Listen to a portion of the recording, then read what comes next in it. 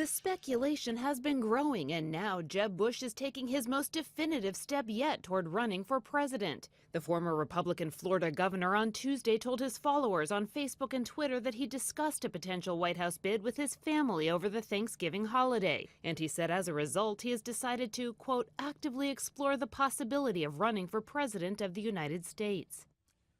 Jeb Bush has pulled off what has to be rated as one of the greatest political shockers of all time, when no one expected it, when not a single person thought it could happen, and when no political pundit anywhere could have dreamed of it happening. He managed to sneak in a thought that he might, just might, consider running for president in 2016. How could something like this have caught everyone by such surprise? And when will I remove this tongue that is now embedded in my cheek? This and much more as we welcome back to MidPoint from the Washington Post, where she keeps America honest via her insightful blog, Right Turn. Jennifer Rubin joins us. Hi, Jennifer. Nice to be here. How could I even think for 1 second that we could have missed this amazing story, Jennifer? And how could we have missed it? Okay, I'll just let you go from here. Well, I think it's not a surprise to those of us who've been watching pretty carefully the last few months. He's gotten more and more serious as time has gone by. He's given some foreign policy speeches, domestic policy speeches. So he is not going to a full-blown campaign. He is really in the exploratory stage. I have a feeling he's going to raise a ton of money and then most likely make the decision to go forward. When that next step happens, I don't know.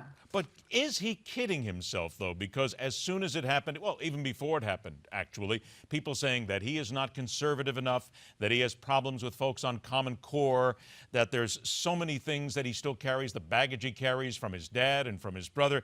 Is he kidding himself to even think he could possibly get elected?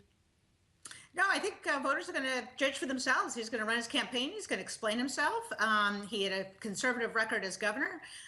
Those of us who have actually read the speeches think that's quite a bit different than what you've just described. So he's going to have to make that case to the voters. Whether he can or not is what the election is going to be all about. What would be then your take on he versus Hillary Clinton? Because again, here we go with the polls. We're 2 years out, almost 2 years, a little less than 2 years from the election. And we see polls that Hillary would beat Jeb. Jeb would beat Hillary. They go back and forth. The useless poll competition is continually on right now. What are we to draw from any of this?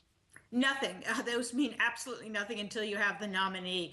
The number that I do think is significant is that when asked if the next president should be someone like the president or not someone like the president, 71% of the people said not like the current president.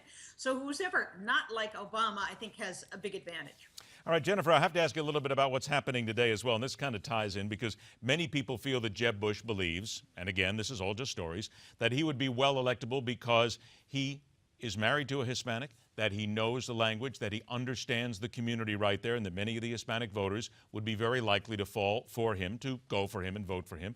This comes at the same time that we are now watching the president with his new policies toward the island nation of Cuba and opening things up. So let's kind of draw this all together here. First of all, do you think the president is merely playing politics here and trying to curry more favor with Hispanic voters, or is he really just getting rid of something that hasn't worked in 50 years? I think he's trying to make himself relevant and try to rack up whatever wins he can before he gets crushed by the Republican Congress next year. I think it's terrible. He didn't negotiate anything for it. He left the Cuban people high and dry. If you're going to recognize Cuba in some fashion, get something in terms of concrete improvement. Our own State Department documents how horrific this regime is. As Marco Rubio said, he is the worst negotiator in history, at least since Jimmy Carter. And I think there's going to be some blowback. There already has been, in fact, from Democrats who are very concerned about this. It's sort of a preview, I think, for the fight over Iran sanctions. In both cases, Congress is going to actually have the last say as to whether they amend the statutes. Now, let's even talk about Senator Marco Rubio here, as you mentioned, because he came right out and said he's going to make every effort to block the moves here made by the president. Do you expect, because remember now, certain things are being done. We will start an embassy, we will have relations, but as far as the embargo being lifted, that has to go through Congress. Do you think there's any chance whatsoever that the Congress that will come to bear in 2015 will allow the embargo to be lifted?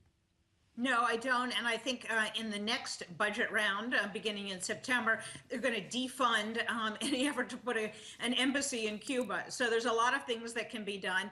And I think the American people generally don't like thugs. And they really don't like thugs when those thugs are able to capture an American, hold him prisoner, and then use him for ransom to get a good deal with the United States. So I don't think this move is going to be very popular at all. All right, let's go ahead and talk about Russia a little bit here, because certainly I have to tell you, I could almost see this coming as soon as I read the stories about what's happening in Russia with the economy. I waited, and there it was. It took a couple of hours for me to find it on the web, where somebody was saying that this is a conspiracy that has been created by the United States government and the president to try and drive the Russians into complete bankruptcy and basically make them bow to our will. I got to tell you, sometimes I love conspiracies, sometimes I don't, just because they're way too hysterical. But what do you think the truth is here? I mean, certainly the president's sanctions are helping to drive Russia to the point of where they're at right now. So could there not be a smidgen of truth in it that this administration and the United States is doing everything they can to drive this man into the dirt? No, this administration is in favor of high energy prices. These are the greenie folks. They like high oil prices because that way people will be forced to buy tiny itty bitty little cars and use wind and other things. So this is a high cost energy administration. No, the bottom is falling out of the energy market in part because a lot of other additional fuel is coming online, in part because growth has slowed in China and in Europe. If this administration had its druthers, energy prices would be sky high. Could we use this to our advantage, though? America using the Russian collapse to their own advantage? Absolutely. We should really put the squeeze on them and increase sanctions because of their behavior in the Ukraine. And we should use that to get some human rights relief as well. They also, speaking of human rights, as we were with Cuba, have an atrocious record. And if they want full relief in terms of sanctions, they need to show some international behavior and they need to show some domestic behavior. And I think this president, again, has been unbelievably weak. And he obviously prefers the cordial respect and friendliness of dictators to the messiness of democracy and free people. I've only got 20 seconds left, but I have to note your column today, Ted Cruz's self-delusion. What is that delusion? That he is doing something constructive, that he is the new Uber. He's really in the doghouse now, and I think the latest round of him going on TV to justify his latest antics put that just clearly front and center. A lot of new senators coming in. He's about to be upstaged, and I think he knows it. It's going to be fun to watch because some people agree with everything he says, and they think that he is going to be the answer come 2016, and here we go. Don't forget, the blog again is Right Turn at the Washington Post. Jennifer Rubin, thanks so much for joining us. Very happy Hanukkah, Merry Christmas, Happy New Year, and happy holidays to you and your family. Thank you. Same to you. All right, take care. Short break, and we return with the man who once said Hillary Clinton was too old to be president, and who now has to weigh in on the burgeoning battles in both parties as we head for the new Congress.